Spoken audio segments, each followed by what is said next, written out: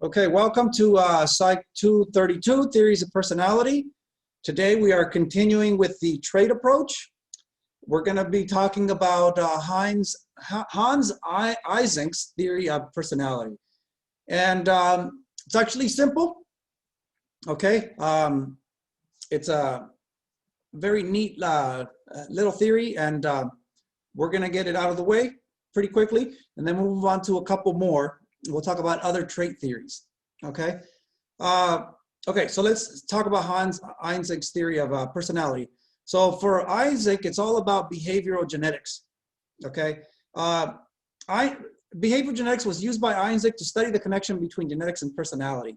Eysenck really believed that a lot of our personality is genetic, right? Biological, it's just we can't help the way we are. He does believe in the environment, okay, and that their social things can have an impact. But he believes that a lot of our behavior is genetic, okay? It's programmed that way, and that's the way we are, okay? And it's simple. His theory is simple. Actually, it doesn't really get much into genetics but we'll talk about some percentages in a moment. But, you know, there's 3 dimensions to personality according to Eysenck. The first one is extroversion, okay? So everyone has a certain degree of extroversion. Okay, if you're lower on this, that means you're more introverted. Okay, that would be the opposite. If you're higher, that means you're more extroverted. Okay, so extroversion refers to your orientation towards the outside world, right? It refers to basically how you deal with others. Do you like to be around others? Are you talkative? Okay, do you like to socialize? Do you like to party? Do you like to hang out? Right? Enjoy the company of a lot of people. All those things. That's being extroverted. Extroverts, yes, prefer the company of other people, right? They're sociable. They can also be impulsive, right? They like to hang out and party, they like to do things, you know, with other people. They can be adventurous, assertive, right? They talk and stick up for themselves, right?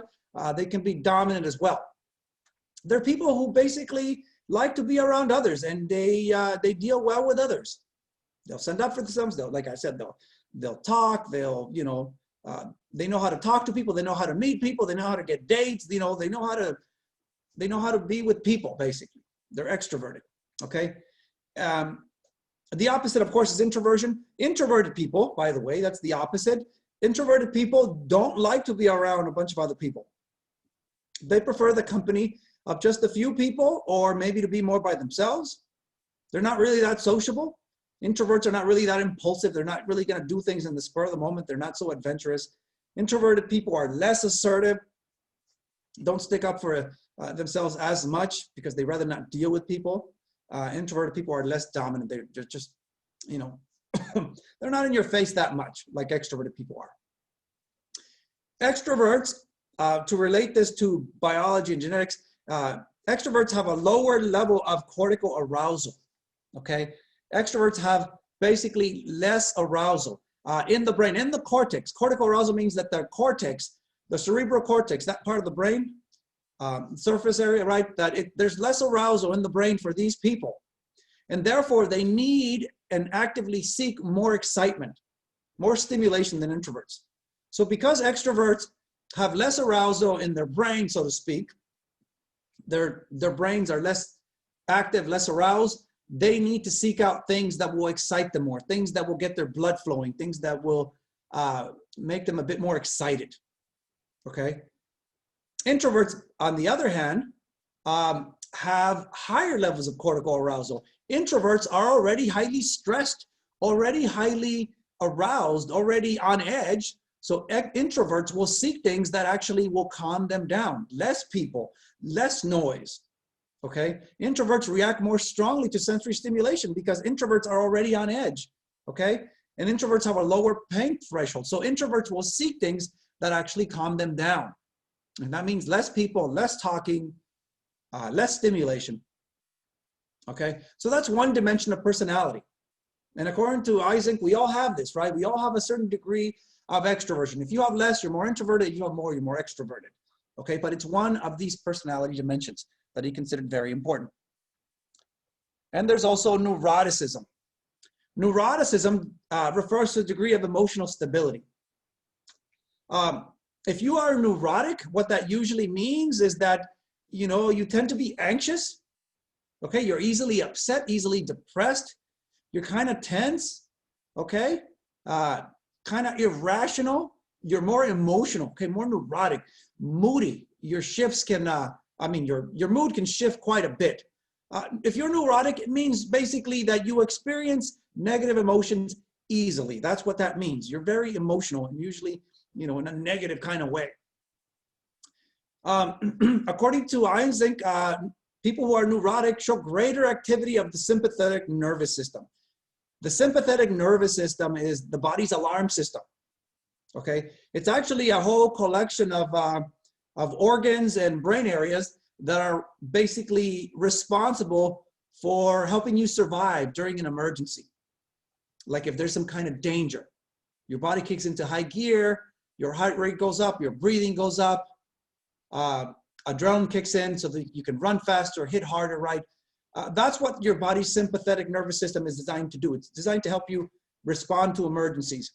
Well, according to Isaac, people who are neurotic, they have greater activity in the sympathetic nervous system. So they basically respond very often as if things are a big deal, as if things are an emergency. So they're easily upset, easily angered, easily fearful. Basically, it means they're irrational and they overreact to things. So if you criticize them, they get very upset and will cuss you out and, get very mad at you. If something doesn't go quite their way, they get very stressed out, very anxious, and they can't sleep. In general, I'll tell you this, they're difficult people. My wife is highly neurotic. She always is fighting with me because she's stressed out, because she's angry about this or that. And I think I'm a pretty easygoing guy. I think I'm a good guy, not a drunk. I'm not cheating, right? I do my job, I help out. She thinks I don't help out as much as I should, but my wife is neurotic, easily angered, easily upset. She claims to be depressed, and I tell her, why are you depressed? I tell her, you have a great life. You have a family, right? A loving family. You have a good job. A husband who cares about you and who's loyal and who works hard and also makes a decent living. We live in a nice house. What do you have to be depressed about? It is more biological. It is more genetic. She has a tendency to being neurotic and being depressed, and her mother was the same way. But neurotic people worry easily about things. They're easily upset, right? Easily angered, easily stressed out. And basically they're hard to deal with, okay? A lot of negative emotions. But that's the way my wife is, but I accept her. That's just the way she is. But it's just, some people are more neurotic than others. They're just more difficult than others, okay? My wife does have a condition, though. She has mild cerebral palsy. And I read some years ago that those that have cerebral palsy actually are more basically irritable. They're more emotional. These people in general are more emotional, okay? If you're the kind of person that when you have an exam coming up, you're freaking out, oh my God, I have an exam, I need to study, I'm gonna fail, or if somebody doesn't call you, oh, he's cheating on me, he doesn't like me anymore, he's gonna dump me, and you're worrying about that kind of stuff, you're probably neurotic. Okay, and I have a little bit of that in me too. I do worry about things, and I do have to try to calm myself down sometimes. But I think I'm okay. I think I manage my life okay. But some people are a bit higher on this. There's degrees here. Those that are higher are more neurotic. Those that are lower are more emotionally stable. Those that would be more emotionally stable. If we think about the opposite extreme of being neurotic. Those that are emotionally stable are the ones that are never fazed by anything. It's like they have an exam coming up. It's like, I'll be okay. It's fine. I'm not going to worry about it. That kind of stuff. Even if they fail the exam, it's like, it's all right, man. It's just a test. No big deal. Or if, girlfriend dumps it, like, yeah, she dumped me and stuff like that. But hey, what can you do, man? It's all right. I'll find somebody else. It's life, Those kind of people. Highly emotionally stable. Nothing phases them. It doesn't upset them. They don't get stressed out. They don't really get angry. That would be the other extreme. Like that person who's always stoned, and always, by the way, being on drugs would help you be less neurotic, being on weed or something like that. But that doesn't mean that you're not neurotic. But it's, it's like the stereotypical person who's like, yeah, dude, come on, man, no big deal, that kind of stuff, It's all right, man, that kind of stuff. That would be people who are less neurotic. I think I'm somewhere in the middle. I get a little bit upset, I get a little bit tense, I have things to do, I have a lot of work to do, and, but I have, I think, good ways of coping. With exercise, is usually how I cope, but also by going out there, off into the hills, which also, of course, that involves exercise as well. But yeah, that's neuroticism. And yes, people are higher on that than others. There's also psychoticism. This one's interesting, right? The third dimension of personality, according to Eysenck, is psychoticism. How psychotic are you? People who are psychotic tend to be aggressive, antisocial. Antisocial means they're against society, they're against others. They don't get along with others. Okay, they have a lot of problems with others. They're kind of cold, okay, and don't show much emotion, right? They're egocentric, and means they're very full of themselves, okay? They're cruel, hostile, insensitive, but they can also be creative, according to Eysenck. A lot of these people are creative, they can be creative, let's say, with music or art or something like that, or something else, or maybe in some athletic way, but they have a lot of energy. And if it's not used the right way, it can lead to very destructive things, okay? People who are psychotic, basically, one way to think about it, people who are psychotic are out of touch with reality. You tell them something they don't like, and they react as if you said the most horrible thing, and they want to beat the crap out of you. They're psychotic, okay?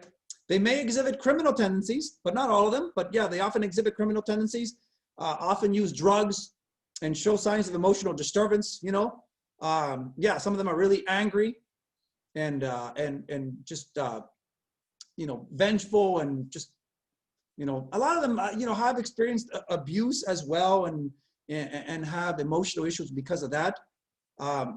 But in general, they believe that the world is awful. It's an awful place, a dog-eat-dog kind of world, right?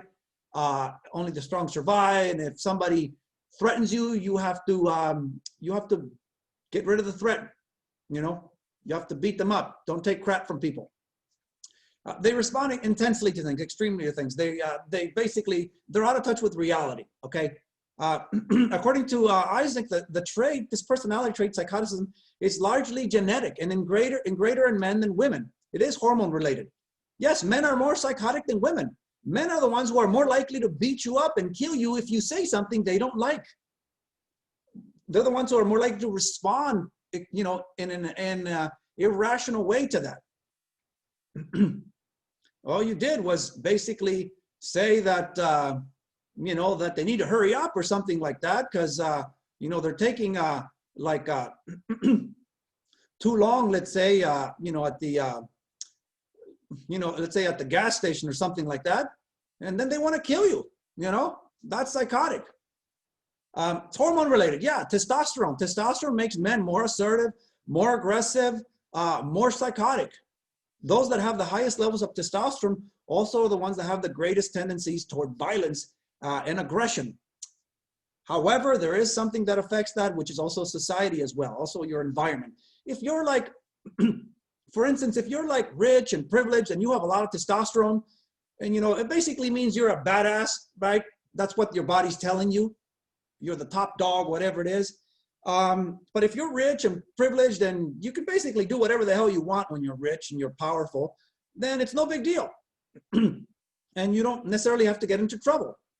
But if you're poor and disadvantaged and you have high testosterone, your body's basically telling you, hey, you're the top dog, you're supposed to be in charge, you're supposed to be a badass. Well, then guess what happens there when you're disadvantaged, right? One way or another, you exert your authority, whether it's by beating the crap out of people or becoming a criminal or doing something basically to get what's yours, so to speak.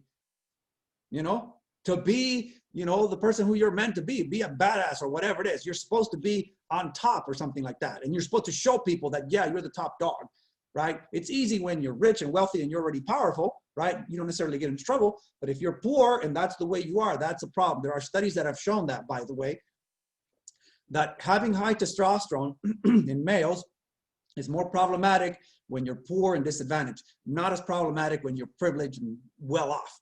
okay? Because when you're privileged and well off, you have ways to basically establish and ways to exhibit your dominance, your authority without getting yourself into trouble. But when you're poor and disadvantaged, you're going to exert your dominance, your authority in ways that are largely going to be illegal because you can't do so in legal ways, okay? The aggressive tendency can be channeled, yes, into sports, into coaching, you know, and other things, art, music, okay? I don't know if you guys have heard, you know, how many artists have you heard that, you know, that basically said, you know what, if I wasn't good at this thing, this one thing, right? If I wasn't good at my music, you know, if I wasn't good at this, right? If I wasn't good at sports, I'd probably be out there in jail or something, or in a gang or something like that. Many of successful people who are musicians and artists have said that. Not all of them, but a lot of them. Especially those, you know, like the, you know, those like those rockers and stuff like that. They would be out there raising hell if they weren't successful. Those rockers, I remember from the, some of you can relate to this, from the 80s and 90s, right? But even nowadays, you know, you still have people like that who, if they weren't successful, if it wasn't for their music or whatever creative way they're channeling their energy, they would be out there raising hell, you know? You can use your energy for sports, even as a coach. You can be coaching and you can be out there yelling at people and, you know, making people, you know, submit to your will and basically coaching that team. You know, like I said, it basically means there's a lot of aggressive energy and you need to channel it. And by the way, that is quite a bit Freudian. That's exactly what Freud said about aggressive energy, right? You have to use it for something useful or it's going to get you into trouble. And if you have a lot of this aggressive energy, you know, it usually means you're more psychotic. And yeah, men are more aggressive than women. Men are just more a problem than women are in general.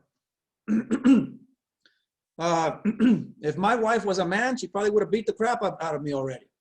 Okay, because you know, she is neurotic, you know, but if she was also a man and had more testosterone and was also psychotic, and I would be in trouble.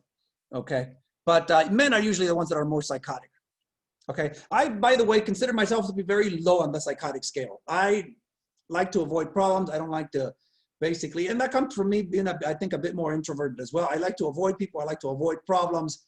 You know, I don't want to really hurt people. I don't want to get in their face. That whole thing about wearing masks, I suggest that people should wear masks to keep themselves and other people safe. But if they don't want to, I am not going to call them out and say, hey, what the hell's wrong with you, man? You should be wearing a damn mask. Like, no, I'm not going to do that and get into some argument with someone and into a physical fight or who knows what, right? You know what? That's not me. You know, I'm more of a peacemaker and stuff like that. You know, to each his own, but, you know, if you, you know, don't agree with what I agree with, then it usually means I'm going to avoid you. I'm not going to confront you about it. Okay? I'm not so psychotic and aggressive and things like that. I don't really overreact to threats and things like that. But people who are psychotic do. That is Isaac's theory, believe it or not. There's 3 dimensions of personality according to Isaac, and those are it right there. Assessment in Isaac's theory. There's the Isaac personality inventory. I have trouble saying his name. Isaac personality inventory, which identifies the degree of extroversion, neuroticism, and psychoticism. There's the link right there. You can copy it and paste it on the address bar. It'll take you there. Click, click, click. It'll show you how you score. Okay. I don't know if it was developed by Isaac himself, probably, but there it is. Okay. Isaac did look at fraternal and twin studies. Yeah, he was a researcher. He's a real scientist. Okay. He actually studied people who are, you know, basically, you know, genetically related. Those that are identical twins should share close to 100% of their DNA. Those that are fraternal, only about 50%. So he wanted to determine the relative importance of the environment, right? And genetics, heredity, right? In determining someone's personality. Identical twins are more alike in their personality than fraternal twins, which suggests that personality is at least partly genetic.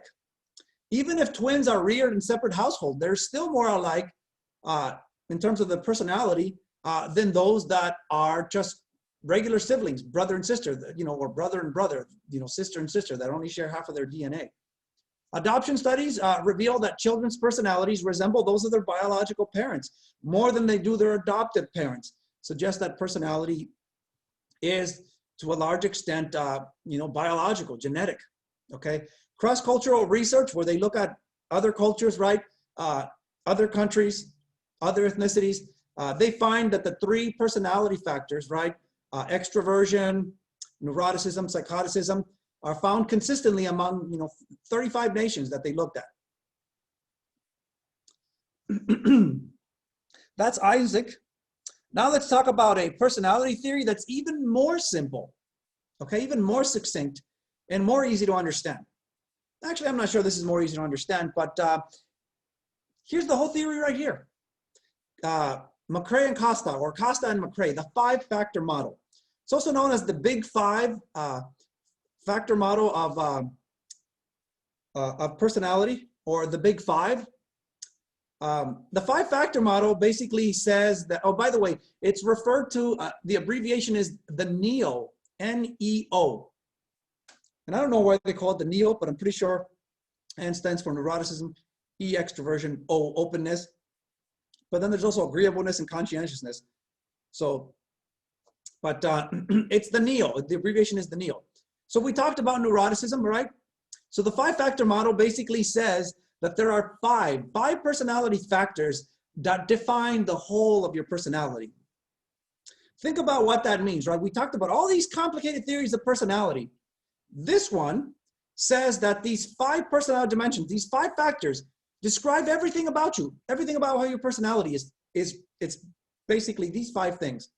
So to what extent are you neurotic? We talked about that, right? If you're neurotic, that means you are easily worried, you're insecure, nervous, right? High-strung, easily upset, that kind of stuff. So to what extent are you neurotic? Or are you less neurotic and more emotionally stable? To what extent are you extroverted? We talked about that one too. To what degree are you sociable, talkative, fun-loving, right? Enjoy the company of others. If you're less extroverted, you're more introverted. Here's one we haven't talked about. To what extent are you open? Openness, right? The degree to which you are original, independent, creative, daring. People who are open or have a high degree of openness are basically more accepting of things that are different.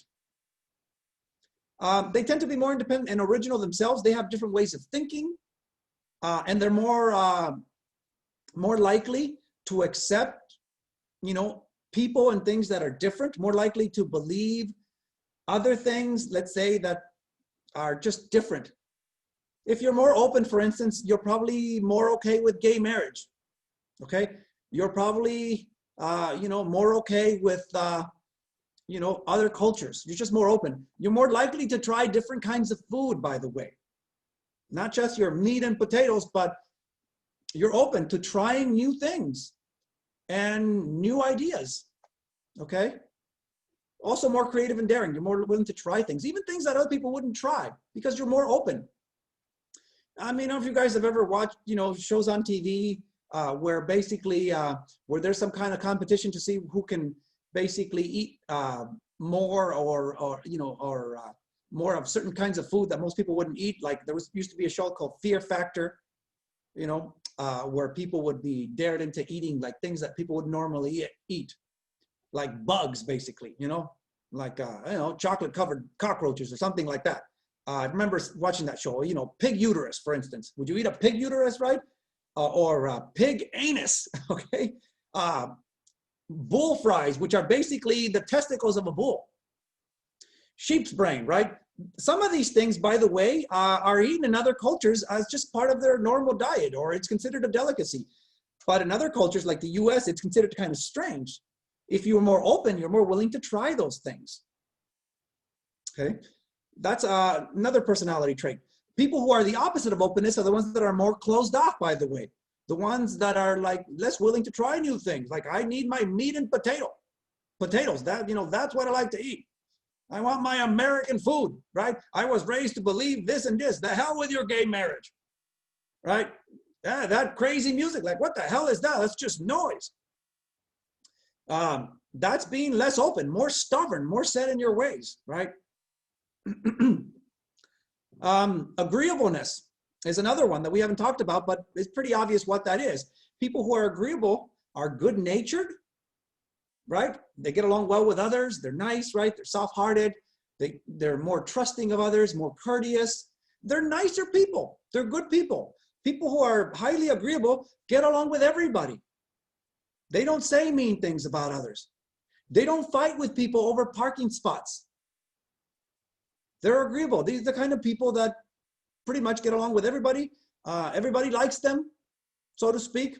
There are some people, by the way, who would dislike them just because they are so nice. Oh, here comes little Miss Perfect, you know. Oh, little Miss, you know, goody two-shoes or something like that, right? But people who are highly agreeable are just nice people. They like others, people like them, they get along with others, they're kind, you know. They're more likely to basically let you go first. For instance, if you both get to the parking spot at the same time and it's the last one, they're more likely to let you take it rather than fight you over it. They're just nice people, okay? The opposite would be people who are very disagreeable, people who are mean.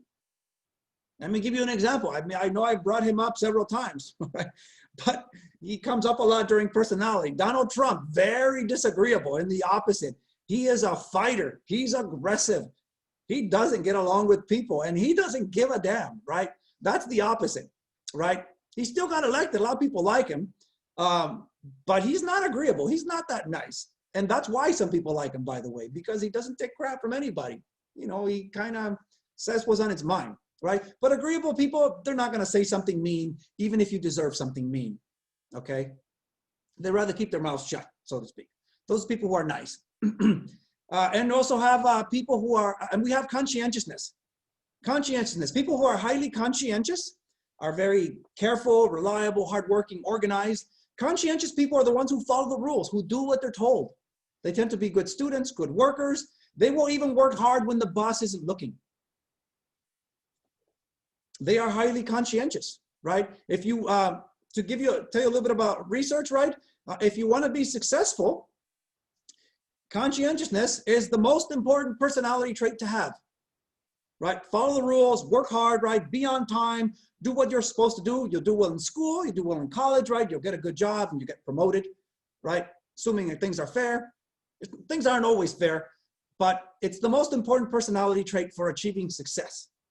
Unless you're born rich and privileged already, so then it doesn't matter. But that's a very important personality trait, okay, for basically being successful. And those are the 5 things that define the whole of your personality according to Costa and McCrae, or McCrae and Costa. And it's a very neat little theory. And we'll discuss this, but I'll bring it up now.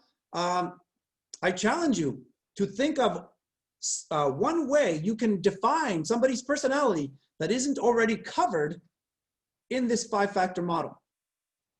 And I have done this with my students. And somebody might say, well, what about people who are funny? That would be in extroversion, right? Those people, that's part of being extroverted. What about people who are assholes? Okay, they're disagreeable. People who are mean, disagreeable. What about people who are creative? They're very open, okay? It's hard to think of something that isn't already included in this model. And the way this model was developed, by the way, is again with factor analysis.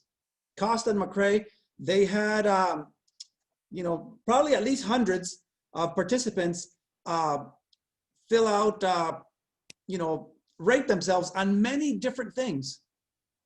How aggressive are you? How fun-loving are you? How are you when it comes to this or that, right? Think about how many ways there are to describe people. There's like close to 1 million words in the English language. A lot of those words can be used to describe people.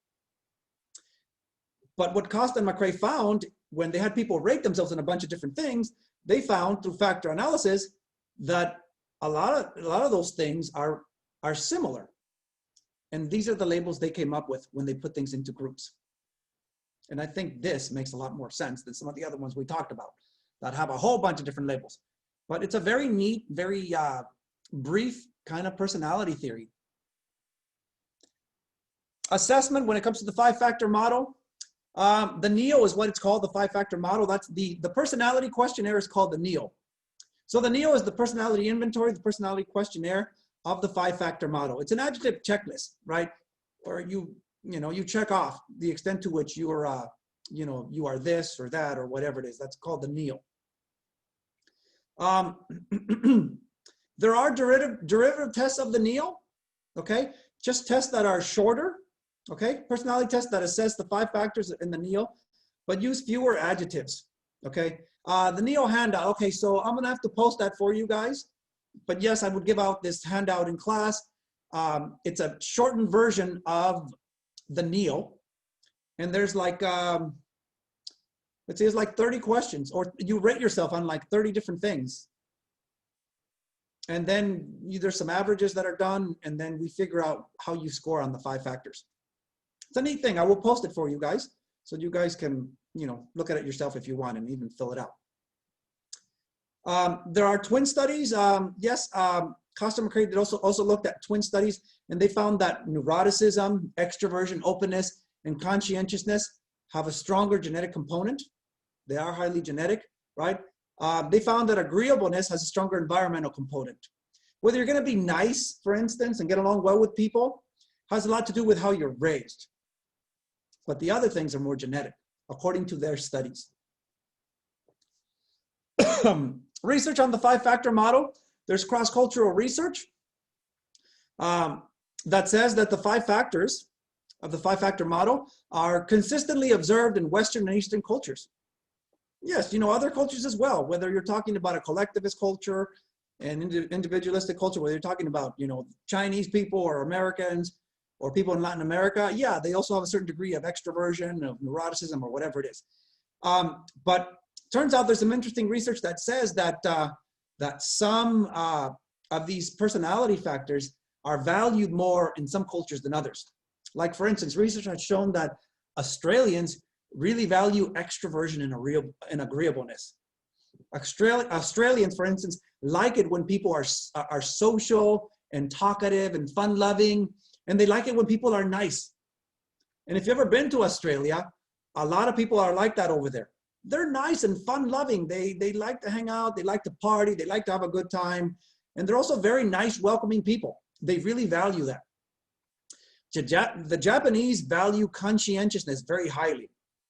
Follow the rules, work hard, be on time, right? Their culture really values that. And if you notice, right, Japanese cars, right, are very good, reliable cars. They're some of the most reliable cars, the longest lasting cars, because the Japanese work really hard. They design things really well. They're very good at what they do. And if you've ever been to Japan, I haven't, but I've heard about it. I'm not saying they don't have people who are different, but they really value conscientiousness, right? You want to get ahead, you need to work hard, right?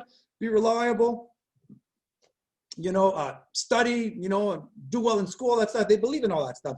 And they have a problem. The Japanese are actually so conscientious, so hardworking that they're actually killing themselves because they work so damn hard. Some of them are dropping dead, basically from exhaustion. Basically, they have a heart attack and die. They work so damn hard, long hours. It's such a big part of their culture that they're overdoing it, so to speak. And they are basically harming themselves psychologically and physically because they work so damn hard. They are so conscientious.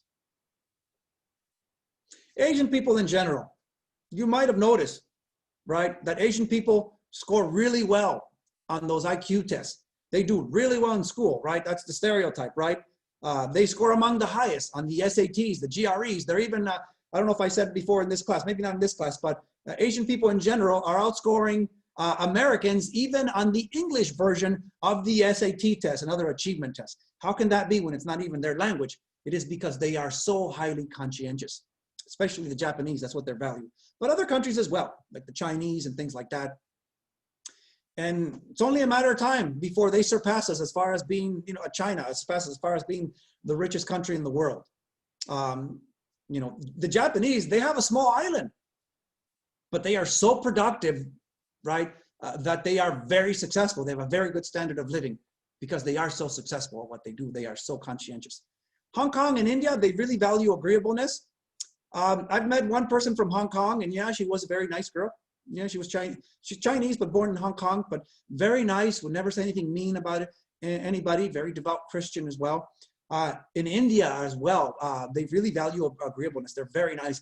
I have met Indian people in college and in many other places. I've met many of them. All of them have been extremely nice, extremely kind. Just, they're really nice people. They really value that. In Singapore, they really value emotional stability.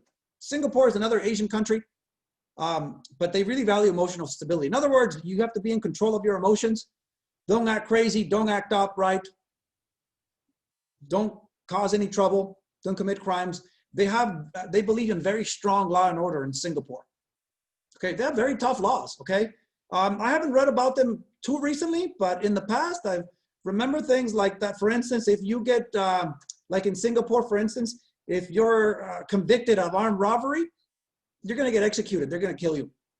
Okay, it's like, no, we don't do this stuff here, right? They have very low crime because you have to be under control. They have very tough laws.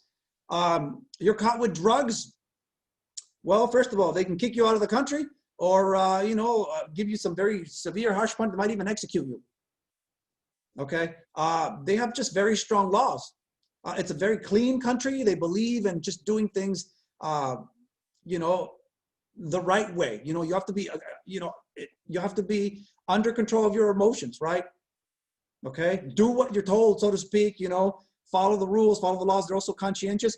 But in other words, don't act up, don't act crazy, right? Don't be doing drugs, right? And Americans who have gone to Singapore have gotten into trouble for having drugs on them, for doing things, gotten in trouble with the law. And sometimes the US government has had to intervene to get those people out of there before they get that very strict, harsh punishment. There was some teenager who was caught with weed or something like that, had some drugs on him, and they wanted to punish him. You know what they wanted to do to him? They wanted to cane him. In other words, beat him with a stick. Think about that, right?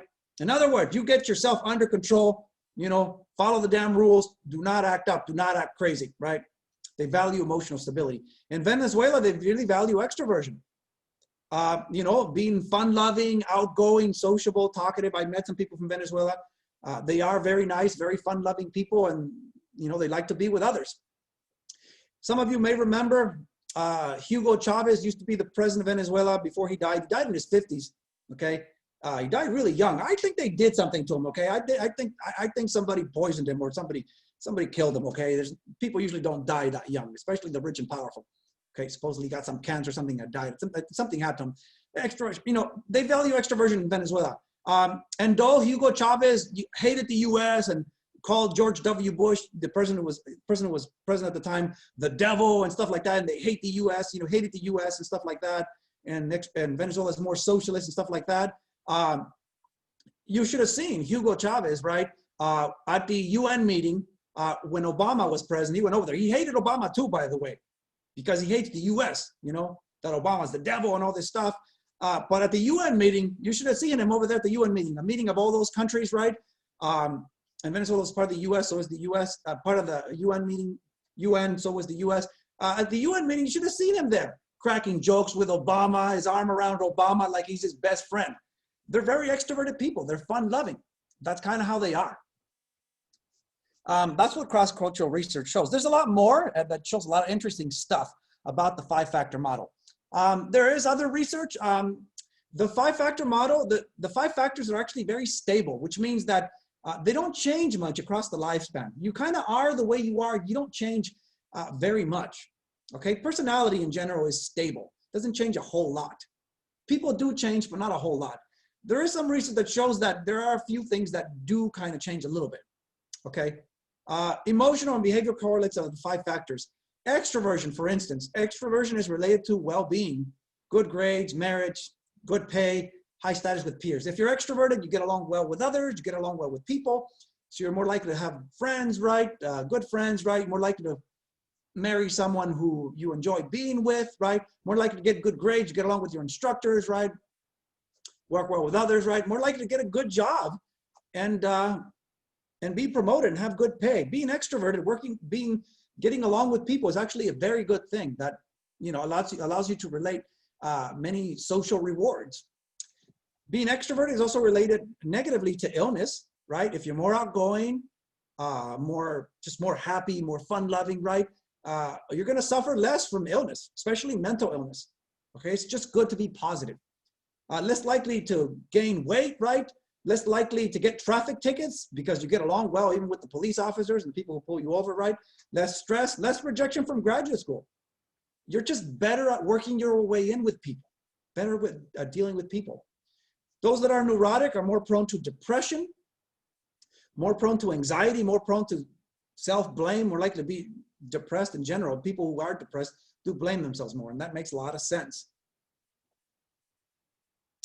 A lot of research on the 5-factor model here. Other research on other factors, openness. Those that are more highly open have more intellectual interests, okay? So they're more likely to pursue other things that are different, right? More likely to seek challenges, more likely to change jobs and try different things, have more varied life experiences, more likely to experience life, in other cultures and to travel, to try different things, right? Greater ego development in men. That means that in men, being open is related basically to being sort of more conscious, more thoughtful, more focused. Remember the part of you that is more rational, being more rational, okay, and more in control. The ego is the part of you that thinks, remember? The part of you that decides what to focus on and that allows you to control yourself, right? Being open is a good thing for men. It basically means, not only does it mean more interest, more challenges, more varied life experiences, but it also is related to basically men just being just more in control of themselves, so to speak. You might think that sounds like it might be the opposite, but it means that they're more rational is basically what that means. More likely to try different things, more likely to think and try different things.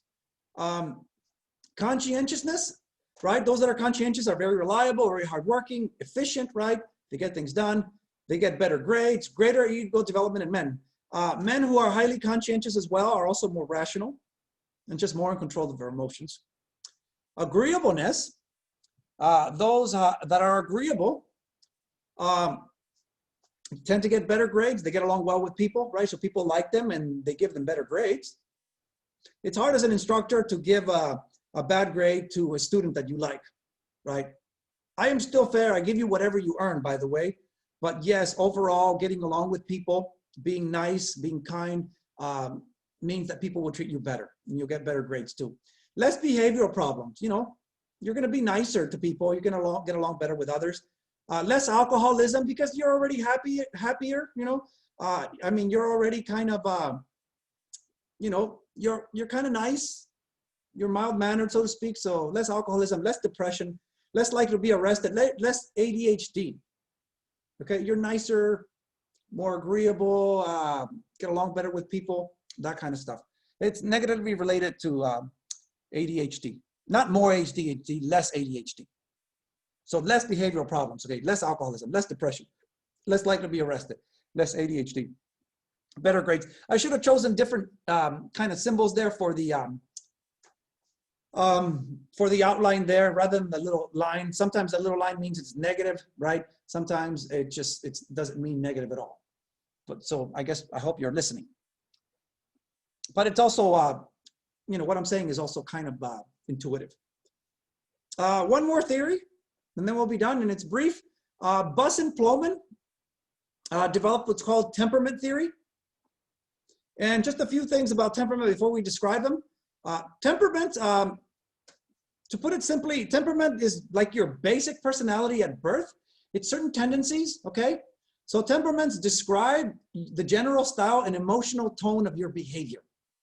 It's kind of a tendency that you have, your temperament. We can see it, by the way, right at birth. Children have certain temperament, okay?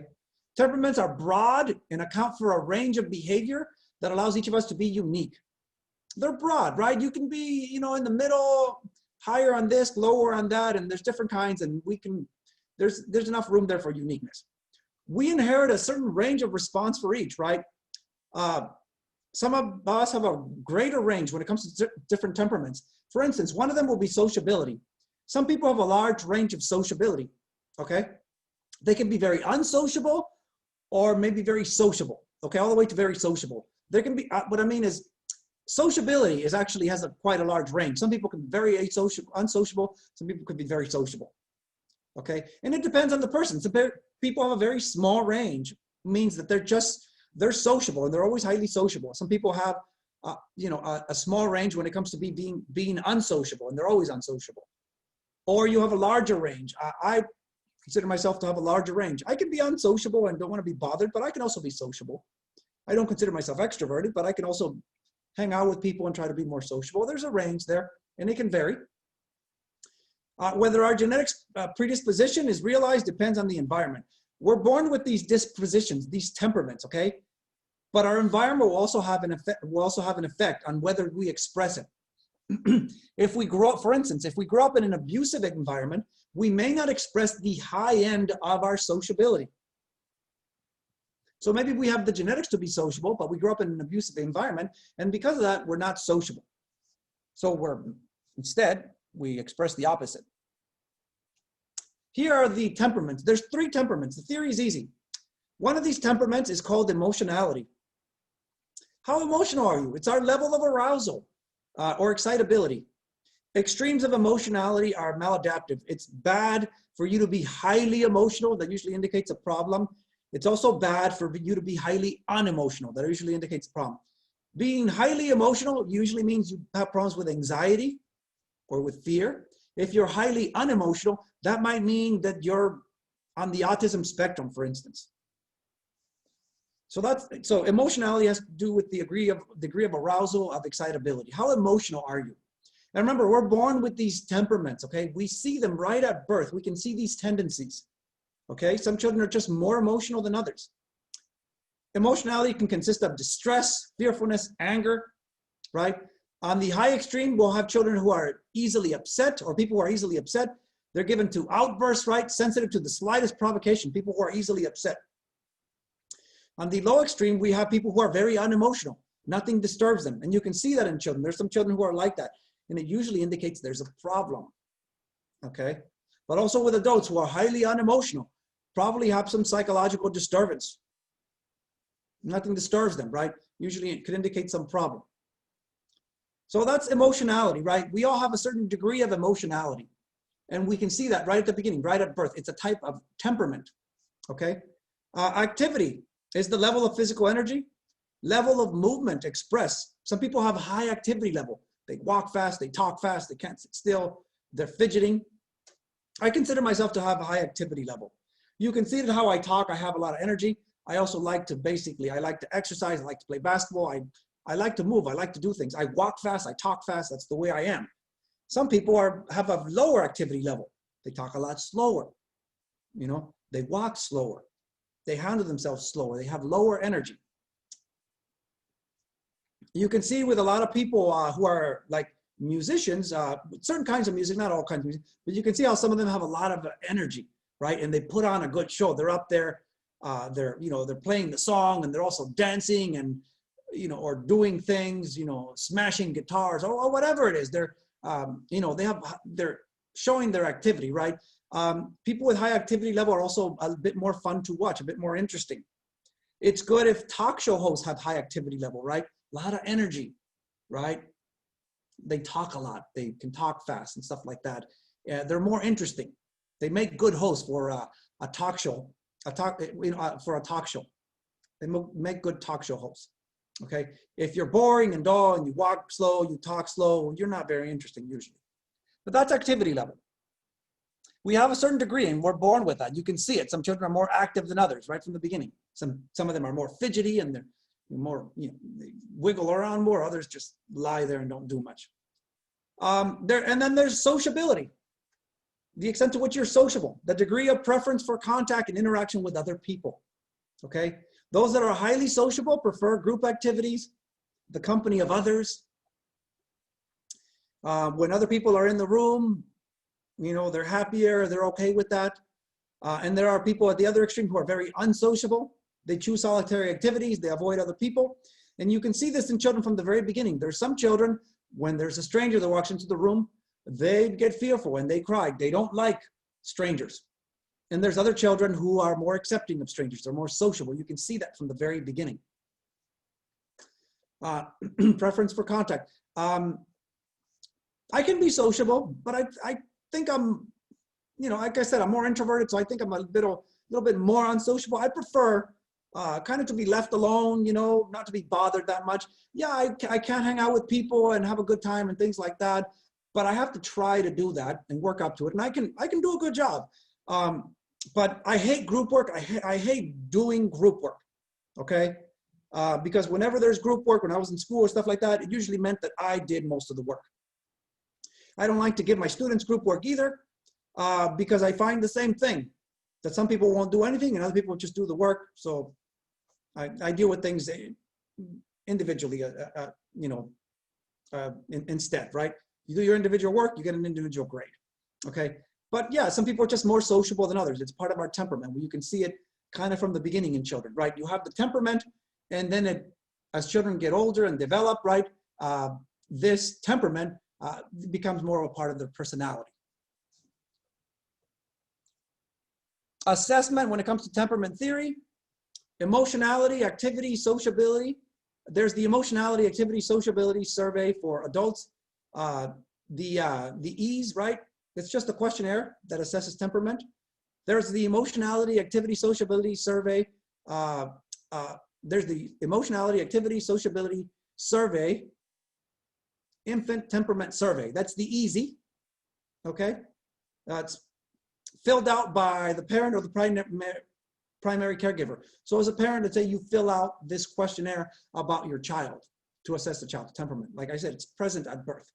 Twin studies that compare identical twins and fraternal twins show that 3 temperaments are highly genetic. Okay, twins are very similar in their temperaments, which tells us that it is genetic to some extent. How much is a matter of debate, but studies do show that it's highly genetic. And like I said, the fact that you can see temperament in children from the very beginning, you can see how emotional they are, how sociable they are, how active they are from very early on, suggests that they're born with this stuff. Other studies show that the 3 temperaments are highly stable throughout the lifespan. And that's it, you guys. That's where I'll stop. So let me stop recording.